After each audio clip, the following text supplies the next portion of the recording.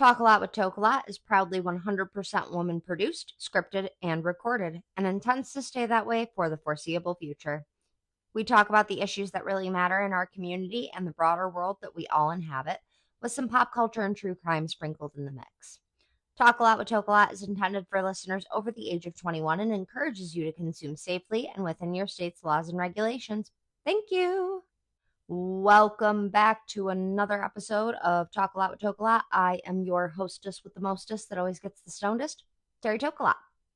So, when you think of what brings your family together, what do you think of? For some people, it might be vacations or game nights. Maybe it's something innocent like morning hikes or, picking up sea glass on the beach, something picturesque, something cutesy. Well, if you've listened long enough or you followed me long enough, then I'm sure you can use your genius detective skills to figure out that this was not my family. My family is loud and aggressive and in the sweetest way possible. And what better thing for our family to bond over than professional wrestling entertainment? I know what you're all thinking. Carrie, violence is bad. But you don't understand. It was a different time. And the way that we all latched on to these larger than life caricatures of athletes was something literally like you just had to be there. You had to be there to understand. I'll admit, I don't keep up with current wrestling lore. I don't. I'm an old school wrestling fan, so I watch all of the old shit, all the old all the old pay-per-views, all that. That's what I watch. Obviously, wrestling is nowhere near as popular as it once was back in like the Attitude Era because nothing was as popular as wrestling when it was in the Attitude Era. However, I can remember a time where literally like that was all people talked about. Like the early 2000s, like wrestling was in its peak. The wrestling of my generation was great. I've had the pleasure of seeing the Dead Man live and in person and watching him give tombstone after tombstone. And if you don't know who that is, that's The Undertaker. I cried when I saw John Cena for the first time, and I've seen him multiple times. And yes, that is true. Fight me. I don't care. Love some John Cena. And I have a lot of really cool memories surrounding wrestling, and the Attitude Era shaped me in ways that I can't explain. Like I said, you kind of just have to know. So I'm sure by now you're wondering or you're asking yourself, Terry, why are we talking about wrestling today on a woman-centric, cannabis-positive podcast? Well, it happens to be 316, brother. Can I get a hell yeah? You better say hell yeah. I'm listening. You better say hell yeah, because it's 316. And if you don't know what today is, it's Austin 316 Day. Austin 316 says, I just whooped your ass. Sorry. If you've been listening to the podcast for some time or you've followed my socials prior to me starting the podcast, you'll know I'm a 90s kid. And like I said, in the 90s, early 2000s, there was nothing bigger than the Attitude Era of the WWF, WWE, whatever you want to call it. And like in my house, that shit, we were in that shit deep. Like when I say deep, I mean like it was crazy. We watched every single wrestling program that there possibly was. We watched old wrestling programs, new wrestling programs. We watched reruns. We watched like all the things that we could possibly watch wrestling oriented. We watched, and I remember this being like all of my childhood. We watched it as a family. Like it was a whole family thing. Like how I always tell you guys that like smoking was always like a family thing. Wrestling was also very much a family thing. And I know what everybody's like, oh, violence is bad. It doesn't bring people together. I don't know, man. The families of the 90s, myself included, my own family included, I feel like I would disagree with you. Because like that whole entire the WWE, the WWF had a chokehold on my entire family. The only person that literally was not at all privy to the spell that Vince McMahon had on our entire family was my father.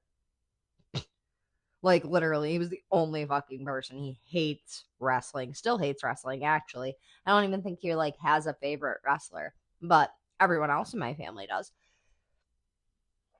Like, I can remember helping my brother get ready to go to wrestling events at the Blue Cross Arena and helping him make his Brahma Bull foam finger, or like the millions of times that I'd fought a Mr. Sacco lookalike and lost, which happened a lot more often than I would like to admit. But this also meant that my childhood was never boring. Like, we were always fucking around. We were always practicing wrestling moves. And when I was little, I wanted to be a wrestler. I didn't want to be a podcaster. I didn't know that this whole like even thing would exist. So I wanted to be Trish Stratus. Like, duh. Like, who's gorgeous and also kicks a shit ton of ass? Like, what do you even mean? Of course I would have wanted to be her when I was a kid. She was the shit. The stratosphere? Are you fucking nuts? Anyway, so I'm not saying violence is good, but I'm saying ask some of your friends and families that were like, like that were together in the 90s, 2000s. I'm sure they watched wrestling, because in all reality, it was just a way to escape the grim circumstances of existence that we're all currently facing. And let's be real, I think we all need an escape from the grim circumstances of existence, because it is very grim to exist right now in this timeline. It is not good. So, the man, the myth, the legend, the Texas Rattlesnake, Stone Cold Steve Austin, symbolized so many Americans then and even now. And we're talking about a guy that even Mike Tyson has called a psychopath. So let that sink in for a minute while I spark this joint. So,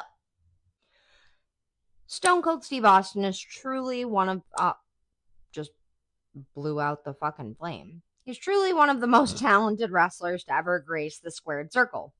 His in-ring presence is unmatched, and his technique of brazen in-your-face ring work is unhinged. Like, it's fucking, he acts like an absolute madman, and it's something that literally no one can do the way that he does it.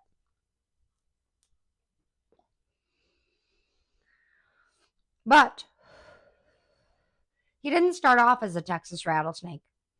He actually had really positive prospects in football and was born Stephen James Anderson in Austin, Texas, a Sagittarius born on December 18th, 1964.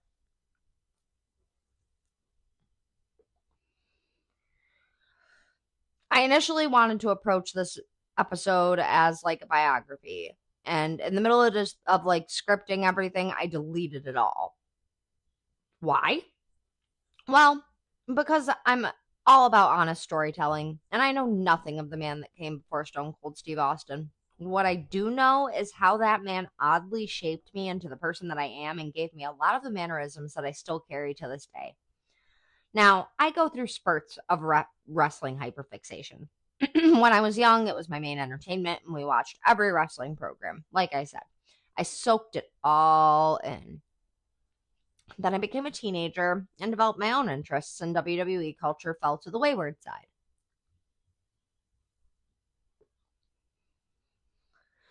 Now, it wasn't long before that I was back into it again, just watching old matches and reminiscing, because I was chasing a time that I literally knew that I would never see again. I also consider the fact that I came in to my like wrestling fan life nearing the end of some of the craziest times in professional wrestling history, and I missed so many cool things, like literally pivotal historical events in wrestling. I know that sounds crazy to say that there's historical events in wrestling, but there is, I swear. Now, as an almost 30-year-old mother, I find myself saying, "What?" to my child, and the joke literally totally just falls short on her. She has no idea what the fuck I'm talking about. Now, when I was just a wee little baby in 1996, Stone Cold Steve Austin was just shaving his head and shedding an unsuccessful run as the Ringmaster. Soon thereafter, he would become one of the biggest faces in WWE history.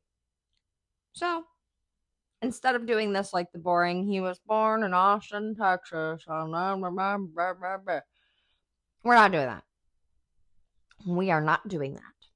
As a fan, instead of going over all that shit, I'm going to cover some of my favorite Stone Cold moments over the years. And I did a lot of research for today's episode, which meant I literally just sat around and watched fucking old wrestling and got really stoned. So,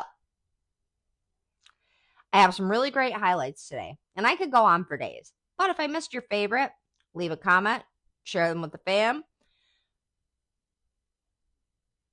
I don't think like it would take me episodes upon episodes to be able to like chronologically list every single like best Stone Cold Steve Austin moment because there's so many good ones.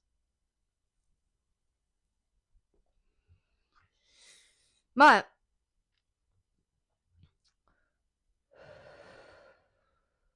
we're going to go over a few today. And we're also going to end the episode talking about cannabis in the WWE and talking about how that's changed over the years. So if you're interested in that, stay tuned.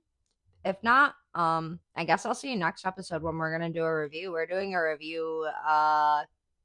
Actually, I have 2 episodes right in a row. So bing, bang, boom. You actually are getting one today and one tomorrow. So you're welcome. Love you guys. Stay tuned if you want to hear me talk about Stone Cold Steve Austin and reminisce about how fun old wrestling used to be. If not, see you on review day. Bye. Okay. So, I'm going to forewarn you guys. I did not do this in any type of chronological order. There's no order, no rhyme, no reason. I just started fucking writing down some of my favorite moments. And I'm probably still going to throw some random shit in there too because there's other things that I just like randomly remember as I go through these. Obviously you can't start it off with anything else other than Austin 316 says, "I just whipped your ass." And this is for obvious reasons. This promo was cut on June 23rd in 1996, and Austin just won King of the Ring. And as Jake the Snake exited the arena after a brutal defeat, Austin began to mock him, and he was doing this like born again Christian shtick. And as like Jake the Snake is like limping out of the arena, being really dramatic about it because, you know, obviously it's wrestling. They have to be super dramatic about it. He's like, "You sit there and you thump your Bible and it didn't get you anywhere." And this made people really fucking mad.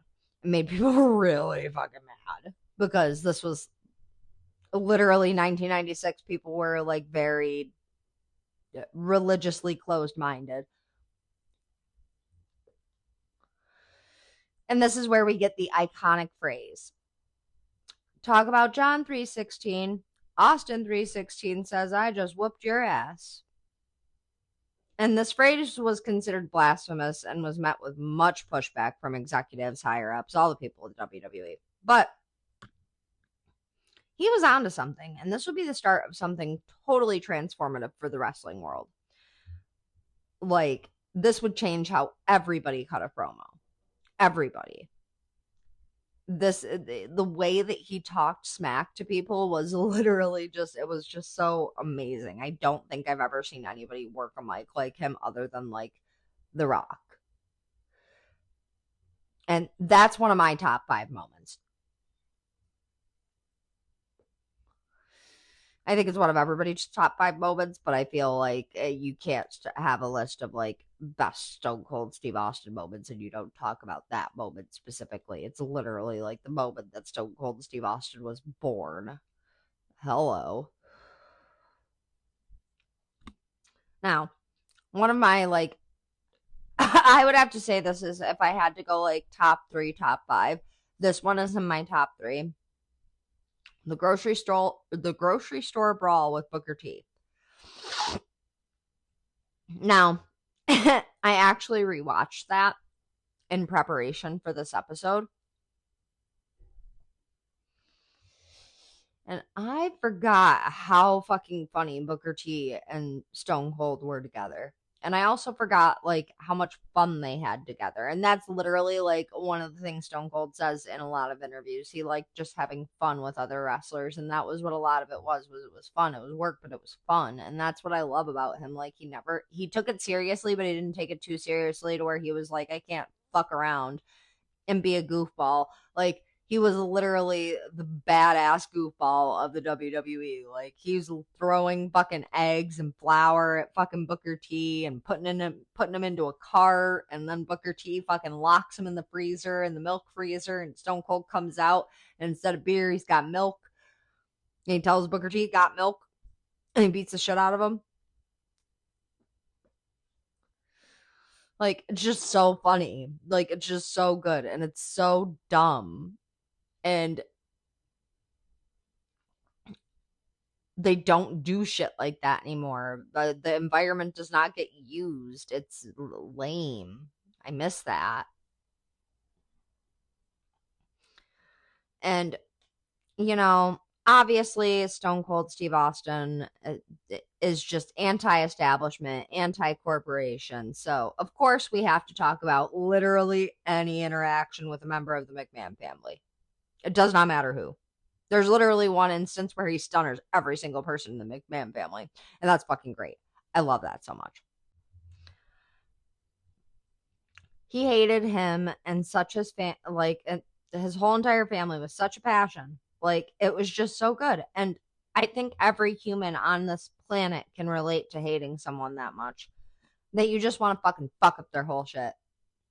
There's like the time he fucking bashes him over the head with a guitar, or when Vince tries to like use That's the Bottom Line against Stone Cold Steve Austin. He's like, no, that isn't the bottom line, you dumb son of a bitch.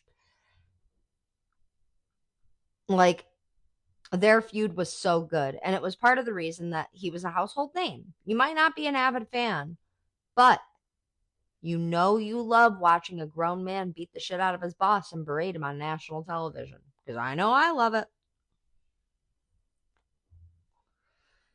Like, I'm sorry. So good. How can you not love that? If you don't love that, I think you don't have a soul. If my boss is listening, I'm sorry. I love you. Don't be mad at me. Next on the list would be his crowd chants.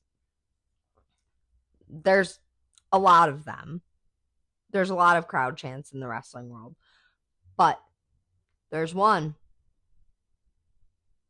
that I don't think anybody will ever beat. And I'm sure you all know where I'm going with this. What? What? What? What? I really hope you're saying what back to me as I'm saying what. Because if you're not, then I sound really fucking stupid. But that's okay. Because it's self-explanatory. Need I say more? I say it to Marilyn all the time, and I do that voice too. And she like literally is just like, huh? I don't get it. I don't get it. And then like, I think it was while I was doing research for this, I called her into the room and I was like, Marilyn, come here, come sit, watch this with mommy, watch this. And I had her sit down and we're watching like a match. I don't remember which one it was, but I know it was one where it was out. Oh, it's when I forget who's in the back of the ambulance, but he's in the back of the ambulance and Stone Cold fucking goes to go pull him out of the back of the ambulance, fucking beats the shit out of him. It's great. Marilyn's sitting here watching it with me, and I'm like laughing because Stone Cold's just fucking going ham. And Marilyn's like, Mommy, why is he so angry? I was like, I don't even have an answer, honestly.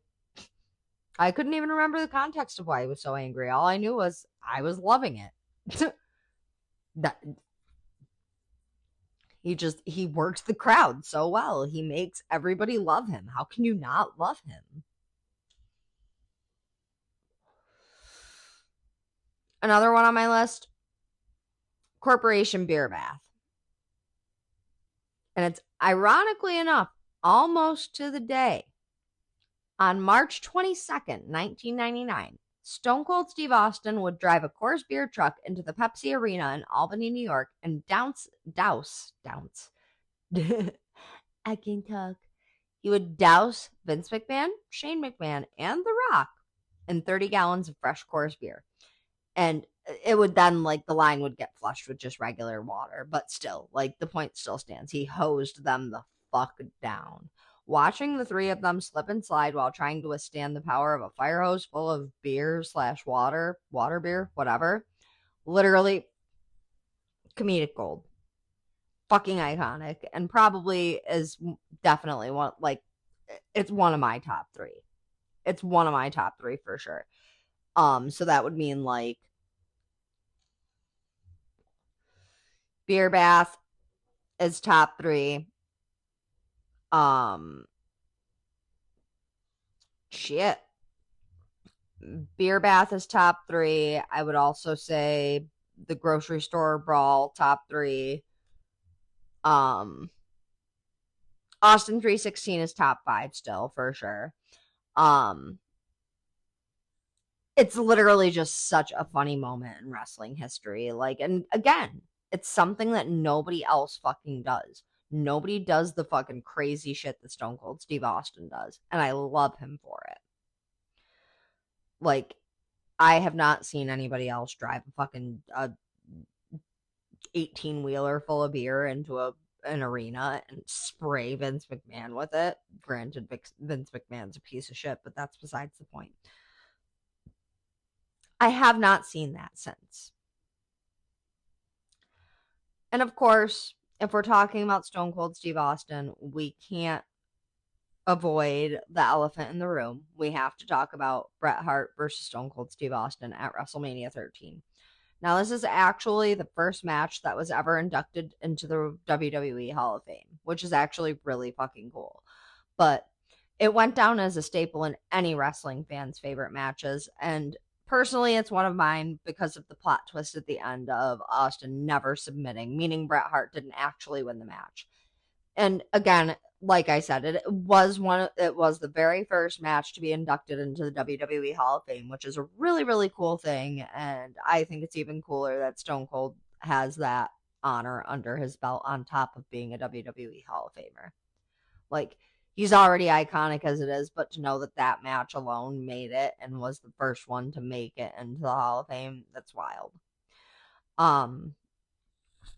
And in 1997 at Revenge of the Taker at In Your House, they would have a rematch where Stone Cold would win by disqualification, but the WrestleMania 13 match would always end up being a fan favorite.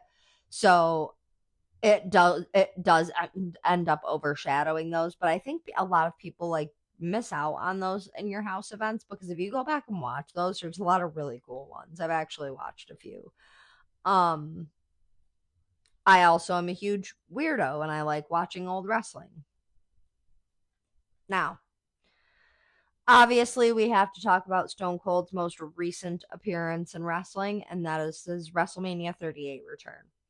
And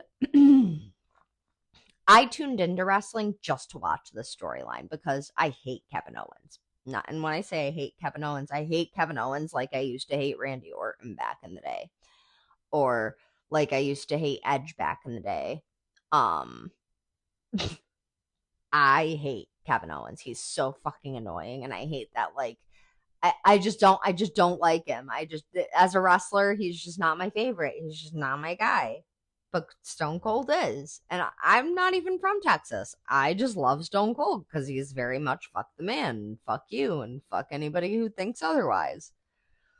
So Kevin Owens was hosting his WrestleMania edition of his talk show where he berates Stone Cold and the whole entire state of Texas for the first 5 minutes of it. Then, as he's continuing his tirade, you hear the glass break. And after hearing the glass break after 19 years is it's fucking wild.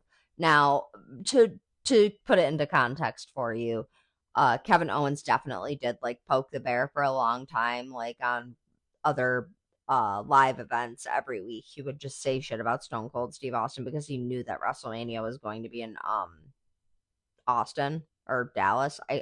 Wherever WrestleMania was that year, it was in Texas. That's all I remember. Now, as Kevin Owens is shitting, as he's sitting there talking shit, the glass breaks, Stone Cold comes out. He walks out, he's fucking, hyping up the crowd, doing Stone Cold things as he does. And then he walks back into the back, and like Kevin Owens is trying to be like, oh, he left. He comes back out on an ATV. Like, who does that? Stone Cold does that. He comes back out on a fucking ATV. What do you mean? So, seeing that, and then like just watching him and just like taking all of that in, the jorts, the knee braces, the bald head, like it was just so good. It was just so fucking good. He gets in the fucking ring and he starts just fucking tossing shit around, fucking breaking Kevin Owens signs, and I was like, yes, fuck his shit up. Fuck his shit up. I don't even never been to Texas before, but fuck his shit up. So like when I tell you guys like my like I don't know why that made me so happy, but it did. And watching an interview recently with who was it? Chris Van Vliet. That's the guy's name. He does a bunch of wrestling commentary. Watching an interview he did with him recently, he does say that Owens handled all the potatoes he threw him because he hadn't been in the ring in 19 years. Which I will give Kevin Owens props for because don't be a dick about it. It's not like he didn't have time to practice. It was just something that happened. Gotta relight the joint, so we're gonna do that really quick. But so I will give Kevin Owens props for that. But it's a no holds barred match, and it's the final match for the foreseeable future. It was fucking great. And just in case you didn't know, a potato is when somebody throws you a stiff move. I don't know if I covered that. But this whole match, they're going all over the fucking arena, and they actually end up in the crowd, which is something that I haven't seen them do very often these days, and it's something that I really love because I love the thought of like being down there and being involved in that, because that's been one of my like bucket list goals, is to have that happen at a wrestling match that I go to.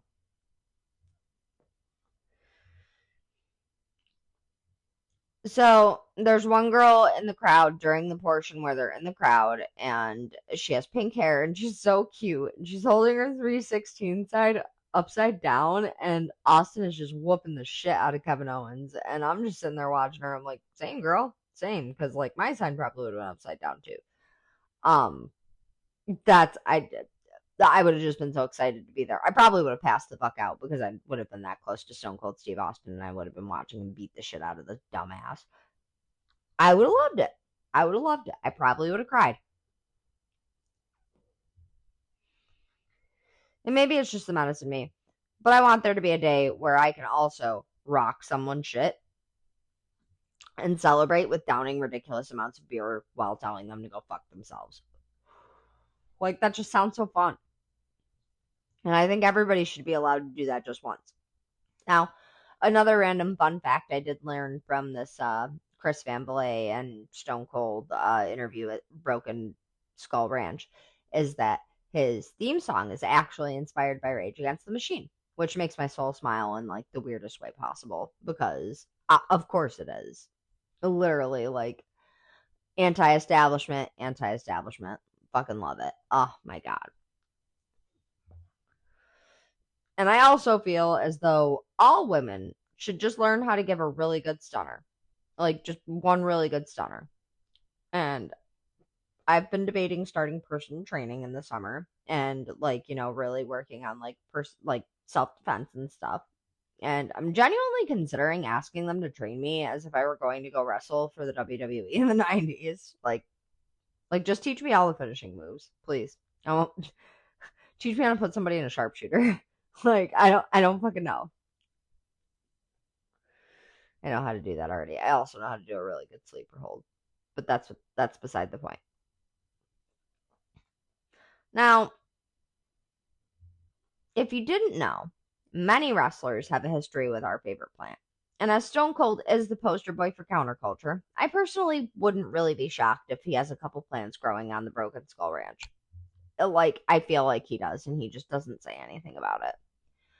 Recently, the WWE removed cannabis from its banned list, which I think is a huge step in the right direction for helping these stars when they exit the ring. Hopefully, it will bring a new attitude for other sports as well. And I know many intellectuals cite the psychoactive effects as detrimental to athletes. Surely, it isn't as bad as years of physical activity ravaging their bodies with no answer to the pain other than man made addictive pharmaceuticals. Randy Orton actually was rumored to be one of the reasons the WWE actually laxed policies, but that hasn't been confirmed or denied. In 2006, Rob Van Dam would be arrested for cannabis possession and would later be dubbed a weed icon in the WWE. Ric Flair even has his own strain under the Tyson brand, and their staple product, Woohoo Chews, an edible cannabis gummy that I wish I could fucking find. Where can I find those? Can somebody please let me know where I can procure? Because I would love to have a Woohoo Chew. Woo! I want to go woo and eat my Woohoo Chew. Can somebody make a Woohoo Chew? Can somebody just like get them for me, please? I'll pay. I'll pay good money. I'll trade you. I just want to have the Ric Flair gummies. That's all I want. I'm a simple girl who likes simple things. I just want to try the Ric Flair gummies. Is that so much to ask? I fucking guess so.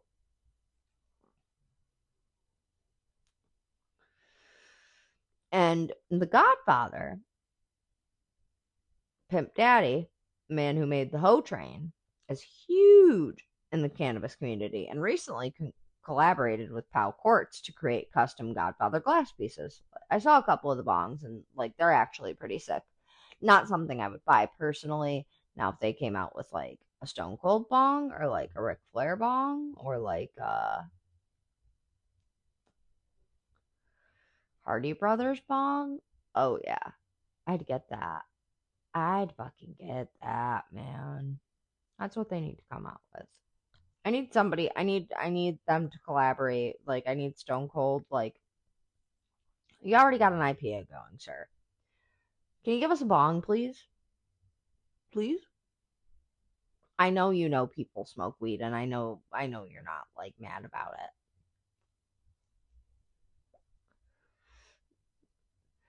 You can't be mad about it. There's no fucking way. Stone Cold Steve Austin probably smokes. Probably not a lot of weed, but I bet you he smokes. I bet you he does. You can't convince me otherwise. We're not. We couldn't. He couldn't possibly be anti-cannabis if we're also talking about the same man who snuck into a hospital to beat the shit out of his boss. It's just not possible. It's just not possible. It's just not theoretically possible. So, I think that about does it for today's episode. I had a blast doing the research for this episode, and I would have loved to have been able to do like a full video for it. However, one, copywriting is a bitch. Two, I really, really, really don't want to get banned or blocked on YouTube because of my 420 friendly attitude and the fact that I smoke the entire podcast. And I don't think YouTube would like that very much. And I would like to keep my account in good standing. So, for now, until we can figure out a workaround, this is how we're going to do it. It's just the way the cookie crumbles. But I hope you enjoyed today's episode as much as I enjoyed recording it. Happy 316 Day, my fellow WWE fans. If you're not a WWE fan, I'm really sorry you had to listen to this, but I swear, I'm not going to say we won't do more episodes like this, but I won't make a habit of it. Or maybe I'll make a separate podcast for that. I don't know. Who knows? If you liked this episode, give it a thumbs up, leave a review, tell me how I did. I appreciate everyone who listens. Thank you guys so much for tuning in. I have been your hostess with the mostest that always gets the stonedest. Join me tomorrow for our next episode. Well, it's a review, and we're going to be reviewing the Trike Beast from Grow State of Mind. So I'm super excited about that, and I've literally been hoarding the nugs like a little gremlin. Because I am a little gremlin. Well, That about does it. I love you guys. Keep blazing. Stay amazing. Bye.